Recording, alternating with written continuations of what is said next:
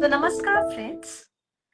आज हम एक यूनिक टॉपिक के बारे में बात करने वाले हैं, मैरिज और उसके साथ में डिवोर्स। तो मैरिज और डिवोर्स के बारे में हम बातचीत करने वाले हैं।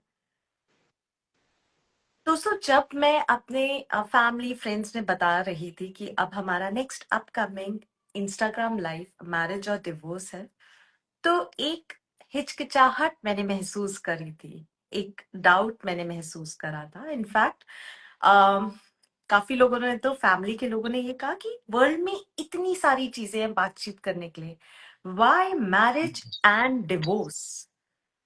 तो उससे मुझे एक रियलाइजेशन हो गया था कि इंडियन कम्युनिटी में आज भी डिवोर्स एक टैबू है।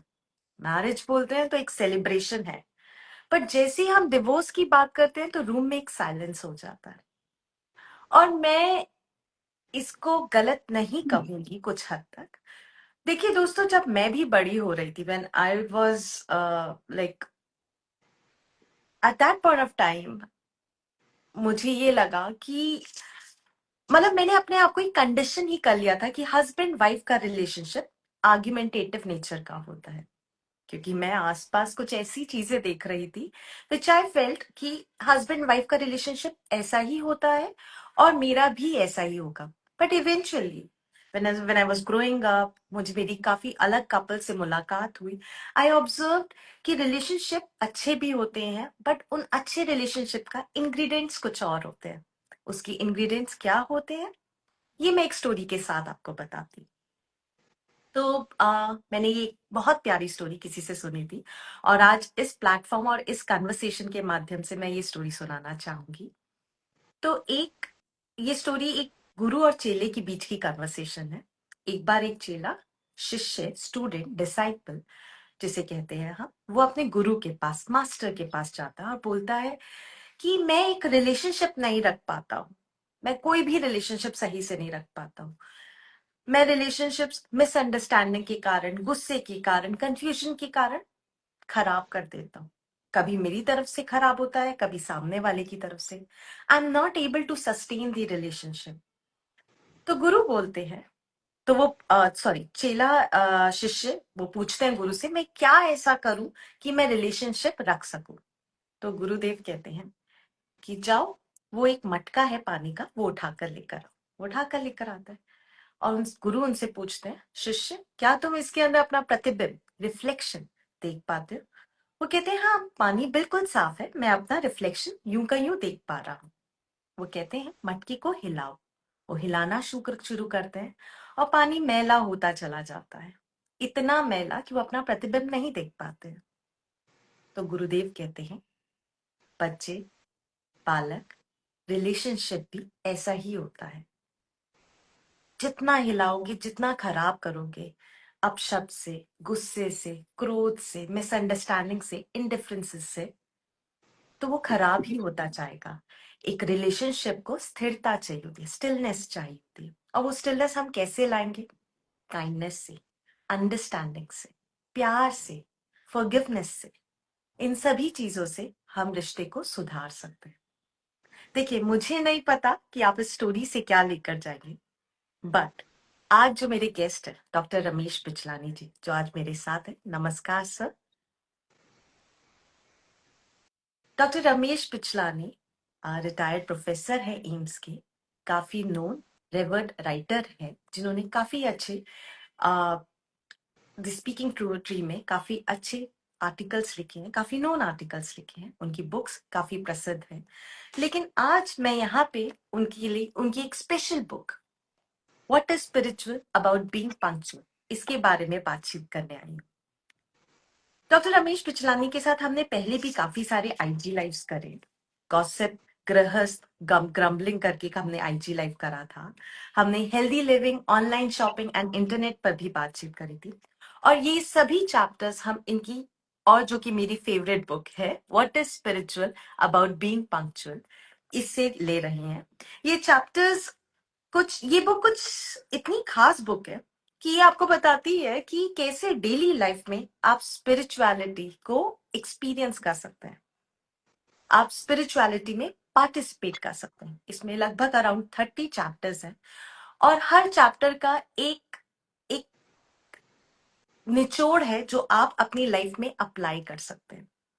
तो दोस्तों, आज हम बात करने वाले हैं मैरिज एंड डिवोर्स के बारे में। एंड नमस्कार sir, thank you so much for joining us. Sir, direct आपकी बुक पर चलते हैं। इस मजेदार, अच्छी, सुंदर बुक के बारे में बात करते हैं, और इसमें मैं चैप्टर पहले मैरिज के बारे में पूछती हूँ कि आपने ये जो चैप्टर है मैरिज, इसको टाइटल दिया है फाइंडिंग मीनिंग इन मैरिज, और आपने इसके अंदर कोट शुरू करा पीटर दी फ्राइस से, the value of marriage is not that adult produce children but that children produce adults. और आपने वहीं चैप्टर डिवोर्स को टाइटल दिया है the future tense of marriage, और इसको कोट दिया है आपने, इसकी ओपनिंग से पहले एक कोट दिया है रॉबर्ट एंडरसन का, in every marriage more than a week old there are grounds for divorce, the trick is to find and continue to find grounds for marriage. Sir, अब आप मुझे बताइए यहाँ पर कि क्या जरूरी है, एक रिलेशनशिप या मैरिटल स्टेटस? आप मुझे बताइए कि हमें पहले एक अच्छा रिलेशनशिप बनाना चाहिए, फिर शादी करनी चाहिए, या फिर एक गुड मैच मिलते ही शादी कर लो और फिर रिलेशनशिप बिल्ड करना चाहिए? तो आपके हिसाब से क्या हमारा पैटर्न ऑफ फ्लो होना चाहिए? इन अदर वर्ड्स आप पूछ रही हैं कि अरेंज मैरिज ज्यादा अच्छी है, लव मैरिज ज्यादा अच्छी है? बिल्कुल अरेंज सर। मैरिज में, हाँ, अरेंज मैरिज में हम रिश्ता पहले बना लेते हैं, रादर मतलब कि रिश्ता मैरिज का पार्टनर्स बन जाते हैं, और उसके बाद उम्मीद रखते हैं कि रिश्ता अच्छा रहेगा, प्यार डेवलप होगा। और लव मैरिज में प्यार पहले होता है, एक रिलेशनशिप हो जाती है, और उसके बाद उसको फॉर्मलाइज करते हैं थ्रू मैरिज। बिल्कुल तो सही सर। ये दो जो ब्रॉड हम तरीके मानते हैं इंडिया में शादी करने के हैं, पार्टनर सिलेक्ट करने के लिए। उसके रिलेशन में पहले मैं आपको एक कोट सुनाता हूँ जॉर्ज बर्नार्ड शॉ का। He was a witty writer, you know. तो वो कहते हैं कि कई तरीके हैं पार्टनर सिलेक्ट करने के दुनिया में, लेकिन जो आउटकम है, उसकी सक्सेस जो है, उसको समझाने के लिए वो कहते हैं कि सपोज आप सारे जो एलिजिबल लड़के हैं किसी एरिया के, और सारी जो एलिजिबल लड़कियां हैं, लड़कों के सारे नाम लिख के चिट्स डाल के दीजिए आप एक जगह, सपोज एक टोकरी में, और लड़कियों के दूसरी टोकरी में, और किसी 5 साल के बच्चे की आंखों पे पट्टी बांध दीजिए, और फिर उसको कहिए कि एक चिट यहां से उठा लो, एक चिट यहां से उठा लो, और जो वो चिट्स उठाए उनको मैच कर दीजिए कि इन दोनों की शादी करा दो। तो जो आउटकम है, वो इस तरीके से भी सक्सेसफुल होने का उतना ही चांस है जितना और किसी तरीके से जो सारी दुनिया में यूज किए जाते हैं पार्टनर सेलेक्ट करने के लिए। दिस में be sort of too cynical, very negative way of looking at things, पर इसमें एक सच्चाई है, क्योंकि मेथड पे इतना डिपेंड नहीं करता, क्योंकि दोनों ही कई प्रोज एंड कॉन्स हैं। जो लव मैरिजेज हैं, जिनको आज भी शायद इंडिया में कम कॉमन है, और अगर होती भी हैं तो उसको कुछ ना कुछ कलर दिया जाता है अरेंज मैरिज का ही, विच इज नॉट डिफिकल्ट। लेकिन वो जो लव मैरिजेज हैं, उसमें ड्रॉबैक ये है कि आप पहले ही एक दूसरे को काफी अच्छी तरह से जानते हैं। तो इसलिए जब शादी हो जाती है, तो जब सडनली रियलाइज करते हैं कि जो वो शुरू का की रिलेशनशिप थी वो और अब में बहुत फर्क है, क्योंकि जो पहले था उसमें आप कहीं खाने पीने के लिए गए, किसी फिल्म देखने के लिए गए, वो शेयरिंग, और जो अब शेयरिंग जिसकी जरूरत है और जिसमें कई बार बाकी की फैमिली भी इन्वॉल्व है, तो इसमें बहुत फर्क है। तो पहले जो था, लगता था कि ये तो बस एंजॉय करने वाली चीज है एंड पूरी उम्र ऐसे ही हम एंजॉय करते रहेंगे।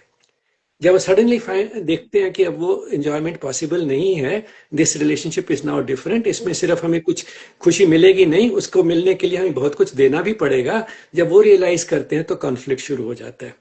शेयरिंग जो है, जितनी पहले जरूरत थी, अब उससे बहुत ज्यादा चीजें शेयर करनी है, तो उससे मुश्किल पैदा हो जाती है। और क्योंकि पहले रिलेशनशिप ये काफी पुरानी थी लव मैरिज में, तो इनहिबिशन कोई नहीं है दोनों तरफ से। तो जब क्लैश होता है तो पूरी दोनों तरफ से लड़ाई जो है बाजी खुल के होती है। बिल्कुल।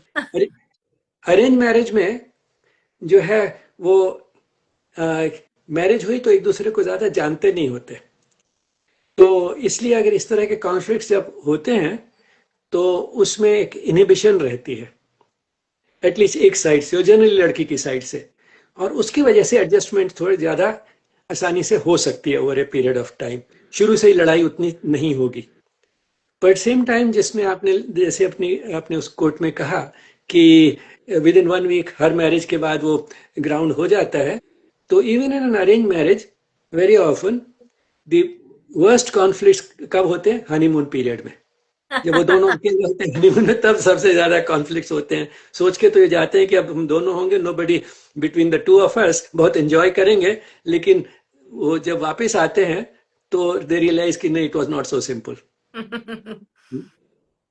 For example, I remember, this may not be something very acceptable in the type of culture you were talking about, कि conflicts कई तरह के हो सकते हैं। In one of the stories, which was based on real life stories, किसी lady ने लिखी थी कि क्या था कि होता क्या है कि जब वो हनीमून पे गए, तो जब शुरू शुरू में साथ में सोने लगे विदाउट एनी इनहिबिशन, तो लड़की और लड़के की नीड में एक फ़र्क होता है।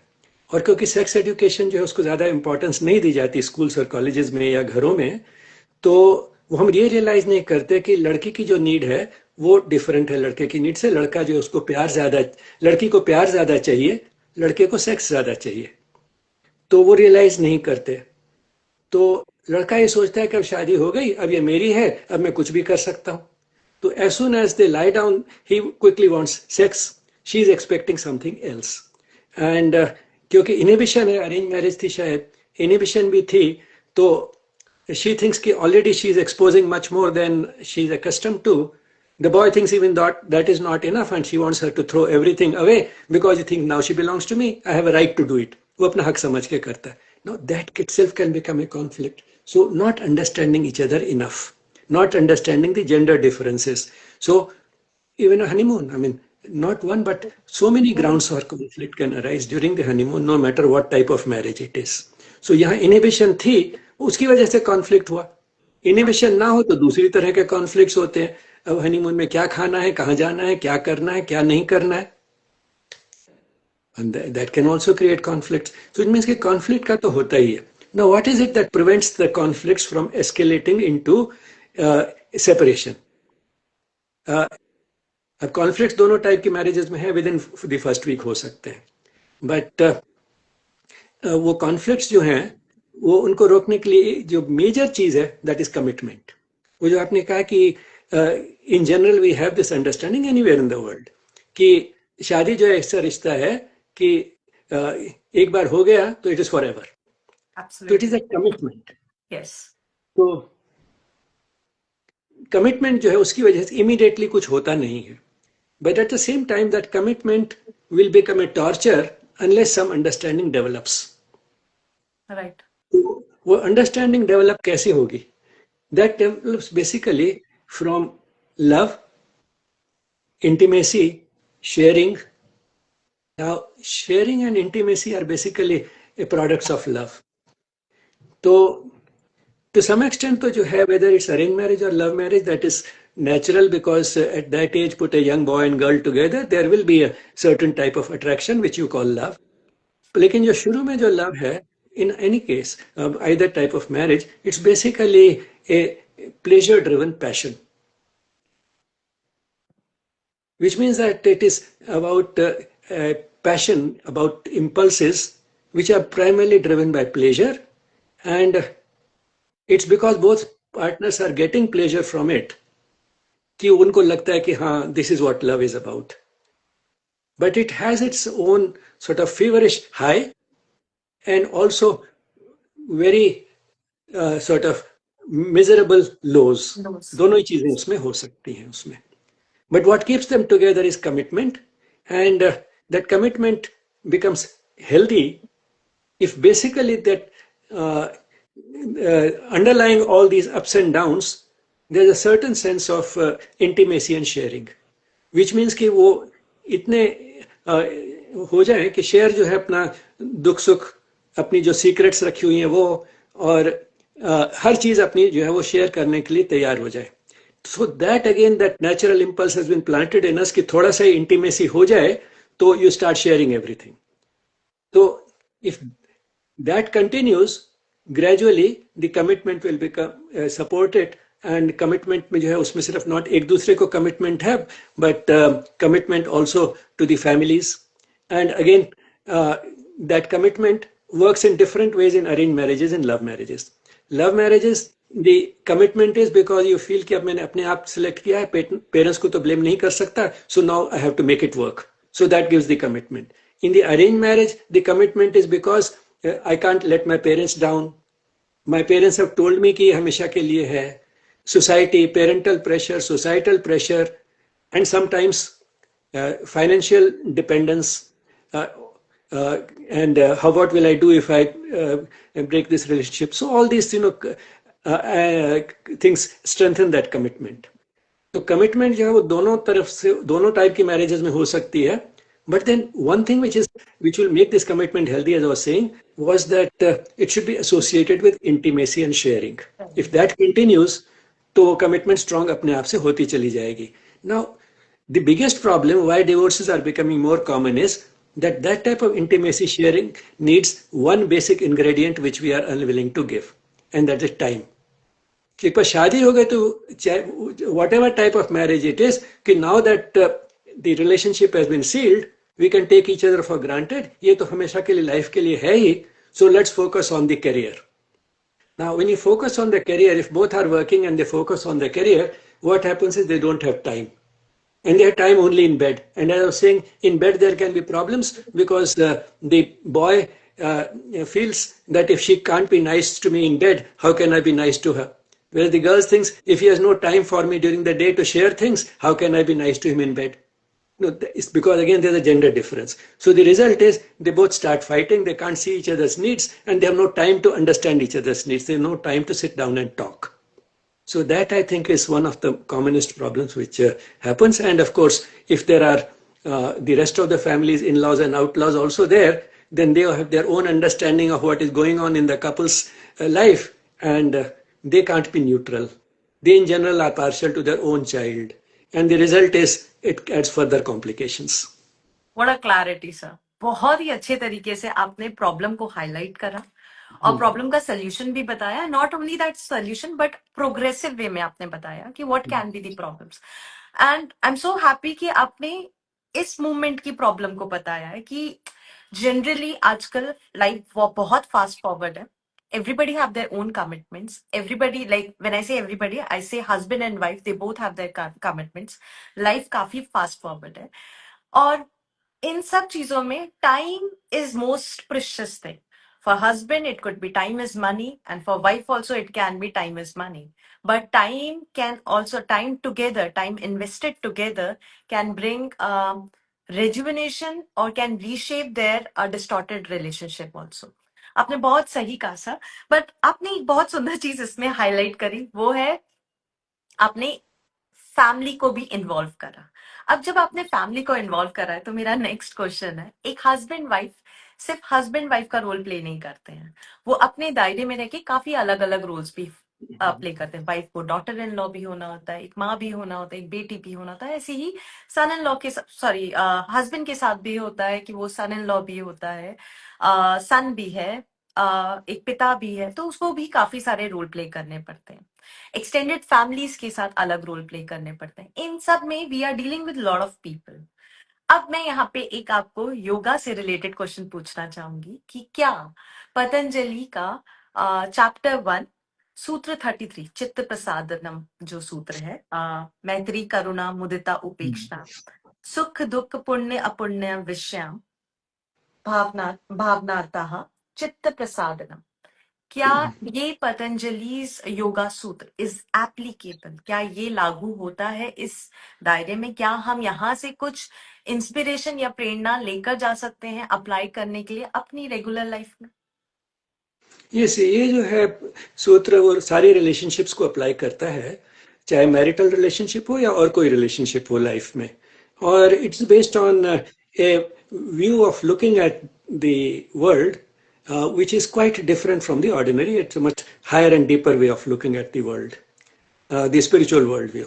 The spiritual world view के हिसाब से हम सब जो है एक दूसरे के साथ related हैं, क्योंकि in simple terms we are all children of the same God. So if we are children of the all same God, we are all brothers and sisters. There's something common to us at a very deep level. तो उस पे based है. तो अगर उस पे based है, लेकिन एट द सेम टाइम जो जिस तरह से वो हम व्यक्त कर रहे हैं अपने अंदर, जो हमारी जो डीपेस्ट रियलिटी है विच इज द डिवाइन, उसको हम जैसे व्यक्त कर रहे हैं वो अलग अलग है. तो वो अलग अलग होते हुए भी हम उसके पीछे देख सकें, हम उसके बिहाइंड क्या है उसको देख सकें. दैट इज इंपॉर्टेंट कि सुपरफिशियली डिफरेंसेस हैं, लेकिन eight the deeper level there is How we are something connected. which is more important. So Yes. superficial differences in terms of our appearance, way of thinking, way of looking, way of speaking may be different. But underlying all this is something which is deeper and which is not different. तो उस पे based है.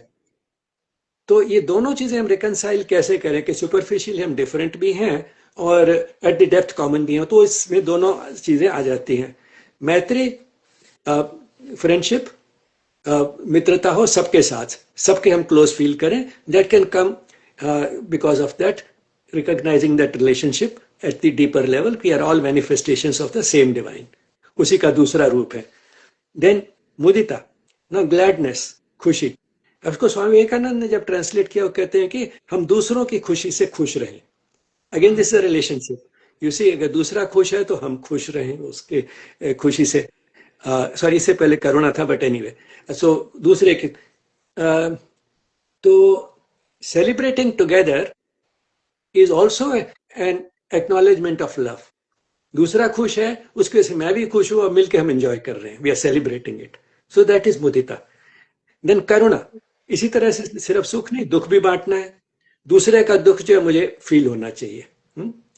तो दूसरे का दुख feel होगा तो देयर विल बी करुणा, कंपैशन एंड एम्पैथी. तो वो जो है दैट इज करुणा. बट एट सेम टाइम क्योंकि मैनिफेस्टेशन बाहर से डिफरेंट है और मेरे को अपना गुड और इविल का डिस्क्रिमिनेशन खत्म नहीं करना है, तो there will be some people whose manifestation जो है मुझे अच्छी नहीं लगेगी. I may not like it. तो वो लाइक ना करने की वजह से, especially if I feel that which may be my ego involve in it, I feel कि my way of looking at everything is better, this person is truly evil as compared to me. We forget that it's all grades of good and evil. Yes. But at the same time, I'll be partial to myself because of the ego, and I'll feel the other person is evil. I am on the whole better. I am good.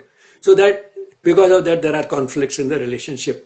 So usme, when Patanjali says upeksha or indifference, that doesn't mean that we have closed our eyes to good and bad, but what we have done is controlled our mind. Because Patanjali Yoga Sutra is basically controlling the mind. We have controlled the ideas of negativity, anger, which may come.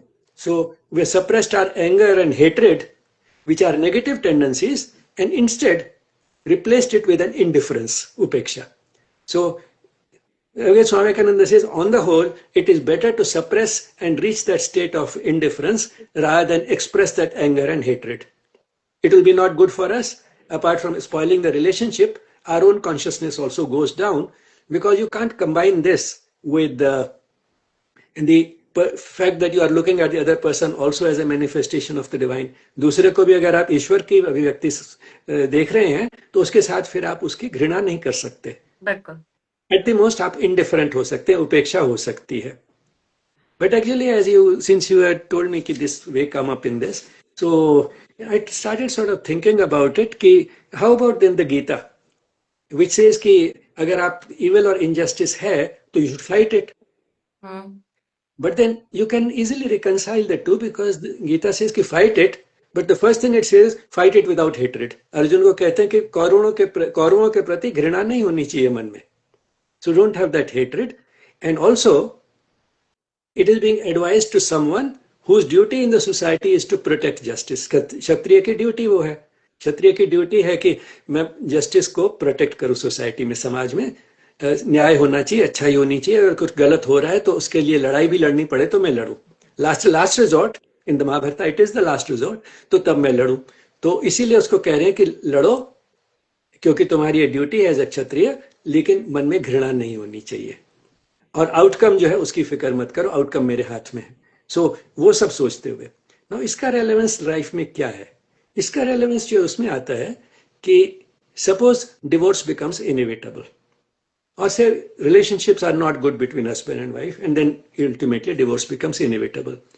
By and large, whether it is lawyers or whether it is counselors, actually lawyers also, courts also, in general try to repair a marriage rather than break it. They are built in such a way. Lekin there are some situations in which they also say, okay, if you can't live together, might as well split. And that situation, which is sort of almost always seen when there is domestic violence, which is threatening to become recurring and more severe.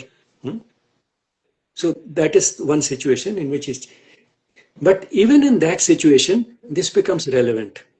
Why? Because when that divorce is going on, there's nothing like a simple divorce. Absolutely. And there's nothing like a pleasant divorce anywhere in the world. So it's not an easy thing to go through, and it is not a pleasant thing to go through. In fact, psychologists have inventories, lists, of what they call PSLE, that is presumptive stressful life events inventory. उसमें grade किया है कि in general, what are the events which are more stressful, which are the less stressful ones. The least stressful one, you'll be surprised, is going on a vacation, including a honeymoon perhaps. So vacation itself is a mild stress. But which are the top events? Among the top events are things like divorce, death of a child,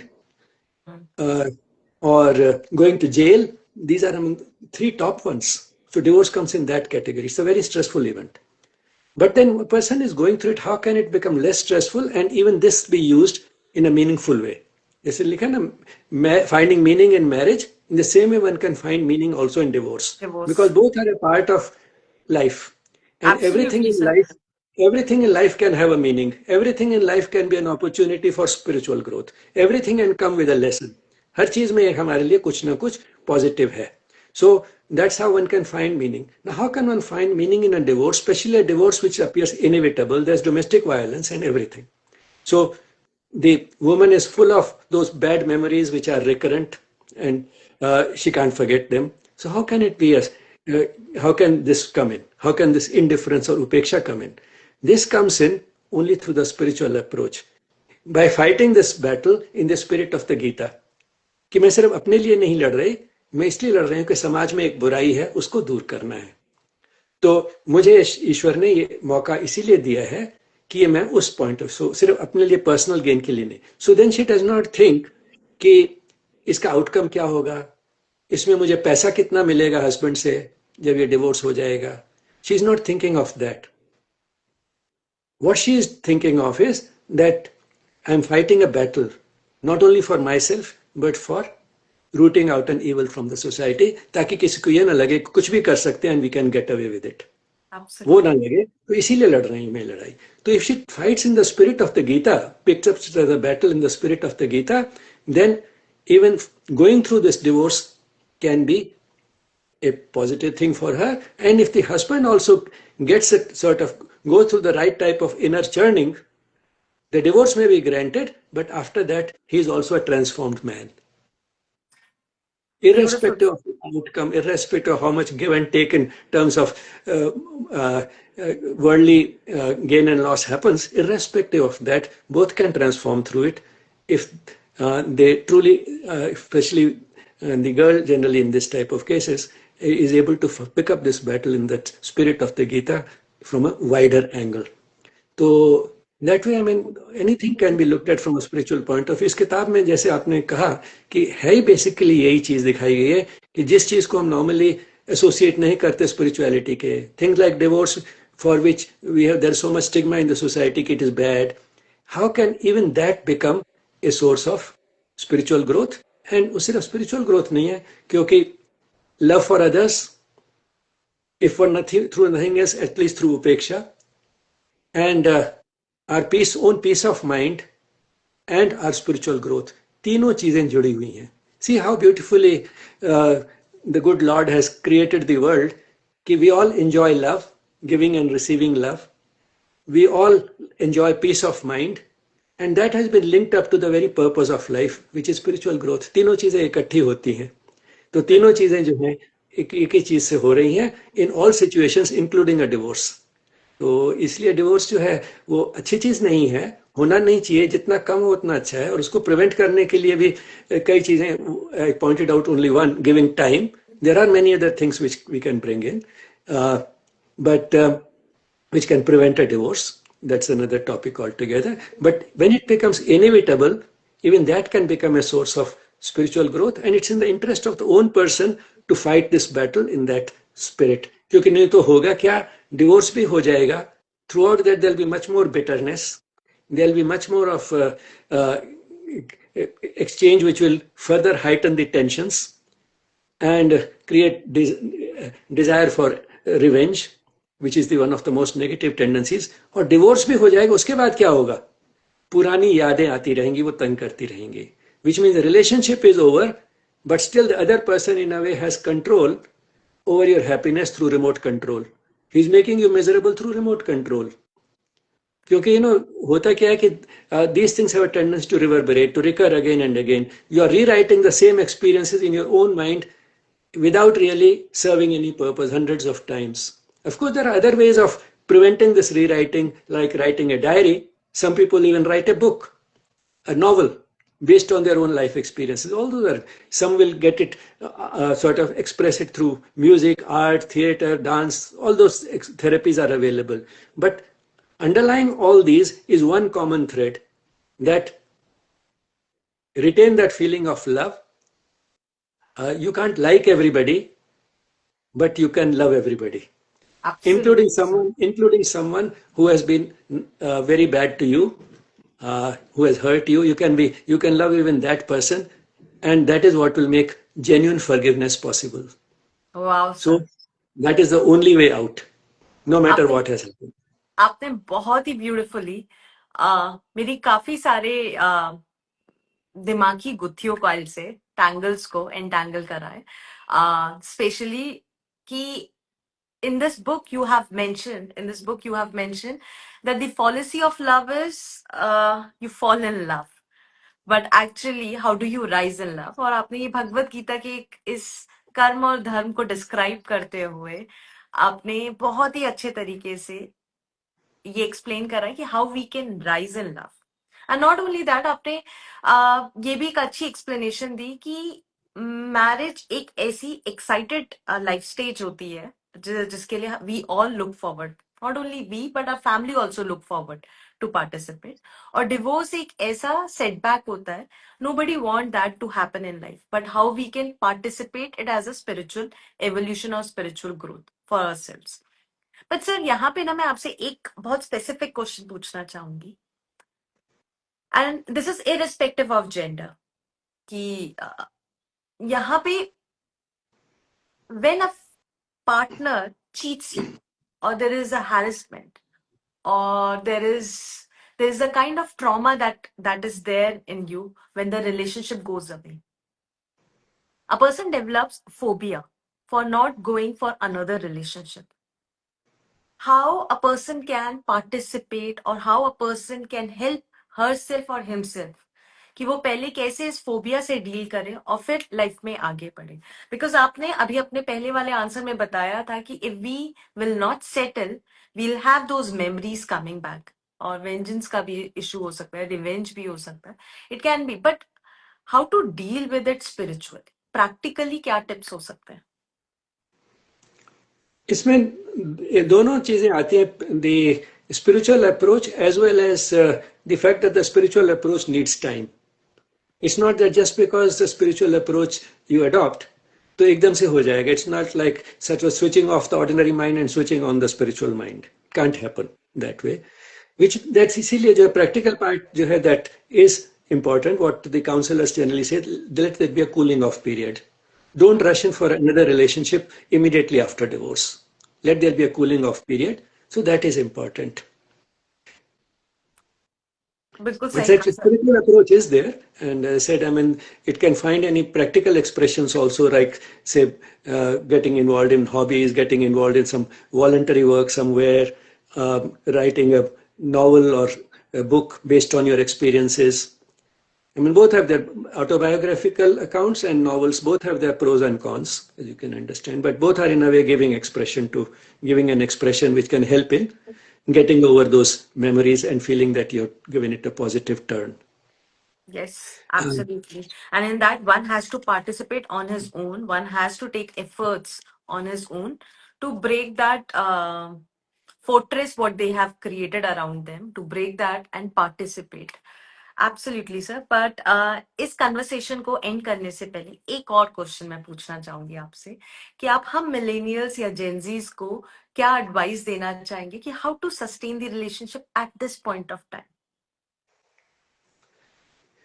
That's a very good question, and I think उसको एक बहुत positive note पे and कर सकते हैं because the youth जो है they have some admirable qualities चाहे दुनिया कितनी बदल गई those qualities have not disappeared, and I find a triad which a person called Joseph Clinton Pierce has given very beautiful. The three positive qualities of youth. One is energetic idealism. It may look impractical to us कि आम दुनिया में idealism चलता नहीं है, mature people में से सो, but at same उस आइडियलिज्म के बगैर दुनिया जो है वो चल भी नहीं सकती, और कुछ उसमें सच्चाई का पावर है. इसीलिए तो मेरी एज तक भी एक छोटी सी स्ट्रीक रह जाती है, and you basically still appreciate कि हाँ असली चीज तो यही है. So but the only thing is in youth it is not only that idealism, it's energetic, which means they also have a lot of enthusiasm that will make this idealism work. Second quality which the youth have is great expectations. कि हाँ हमें पता ideal क्या, हम दुनिया बदल देंगे. And the third quality is hidden greatness. कि उनको पता है कि हमारे अंदर पोटेंशियल है. कई बार उनको अपने को पता नहीं भी है, बट हमें रिकॉग्नाइज करना चाहिए कि उनके अंदर वो hidden greatness, and where is that? That is in our divine essence, the soul. It has immense potential, which remains unexpressed because expression is not perfect, but that potential always remains in each one of us, and the youth have greater capacity to manifest it if for no other reason. एक चीज तो उनके पास time बहुत available है life में, so that hidden greatness can actually come out, and it can express that idealism for which they have great enthusiasm and fulfill some of those expectations which are very high. Now applying it to this relationships जो हम बात कर रहे थे, एक चीज तो अच्छी है कि आजकल जो रिलेशनशिप्स हैं वो काफी फ्रीली डेवलप हो रही हैं, एंड वो ऑब्सेशन नहीं है कि थोड़ी सी रिलेशनशिप डेवलप हो गई तो जरूर शादी होनी चाहिए. They try to understand each other, and अगर पसंद नहीं आया तो they are also ready for a breakup, look for a new relationship. All that is good, but what is not so good, which young people can learn, and partly that is our fault because we are not giving enough of that education in schools and colleges and at homes. It's a taboo subject which is considered taboo. उसके जो है एक important चीज ये है कि one has to recognize that this relationship, particularly romantic relationships, are only a beginning. It's falling in love. It's called falling in love because you are basically focusing on what I can get from the other person. But it doesn't have to always remain so. It has to go from here to give and take, and from give and take to a love which is based only on giving. Yes. That is the only true love. So जो शुरू का जो passion है, that is good for a beginning, but that cannot sustain a long-term relationship. Ultimately, it will sustain only if it finally transforms into in which the focus is more on from me to you rather than from you to me. So the focus is from me to you, and if both have that focus, automatically both of them are getting what they want. But for each individual, the focus is from me to you rather than the other way around. So that is what ultimately will sustain the relationship. And for that, time is one of the most important things which they should be willing to give before marriage and also after marriage, which is even more important. And also, okay, we'll have a good relationship, we understand all this, but balancing this time required for the relationship and the career itself is so difficult, we have no time for children. Now that is another thing which is becoming very common, which means you want to all the fun but no responsibility. Yes. Now children are not just a responsibility. The children are also an opportunity for spiritual growth. जैसे आपने quote बताया, actually children produce adults. We cannot fully grow up unless we have children. Unless we have dealt with the terrible twos of the child, and the turbulent teens in which the child for whom you have done so much is misbehaving with you, unless you've gone through that, you've not really grown up. Because it's only when you've gone through all that, and in spite of all what the child is doing, in spite of what you've done for the child, you continue to love the child. Unless you've done that, you've not learned what unconditional love is all about. Unconditional तो तभी होता है ना जब बच्चों के लिए जो होता है, that is more the most unconditional love. बच्चा कुछ भी करे, आप कितना भी कहते हो मैं तुम्हें प्यार करना बंद कर दूंगा, आई डिसोन यू, फिर भी उसको प्यार करते चले जाते हो.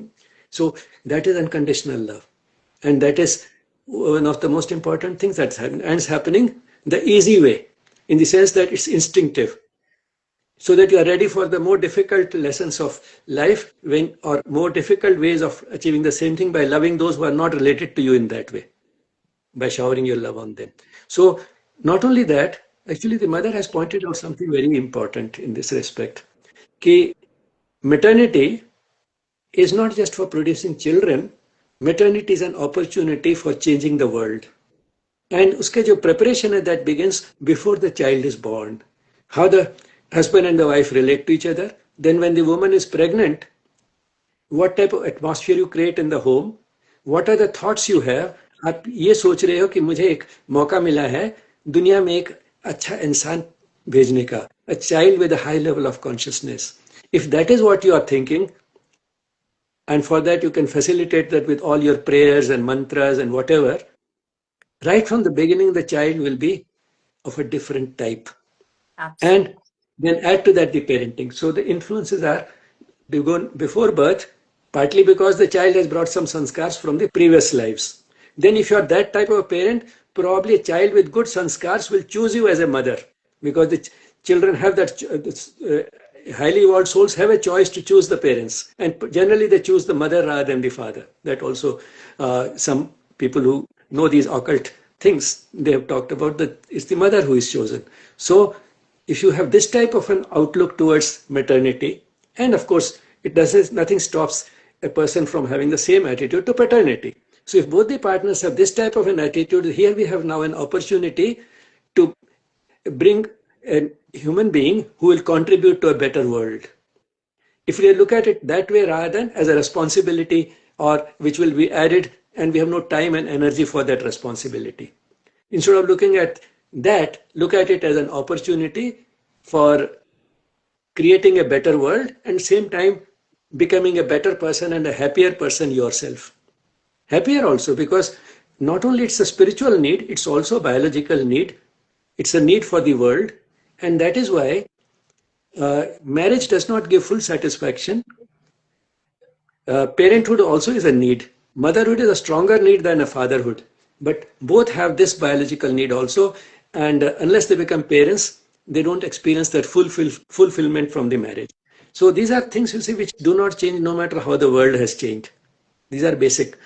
So therefore, for the Gen Z, you said the important thing is to realize that the pleasure-driven passion, which is falling in love, is only the beginning.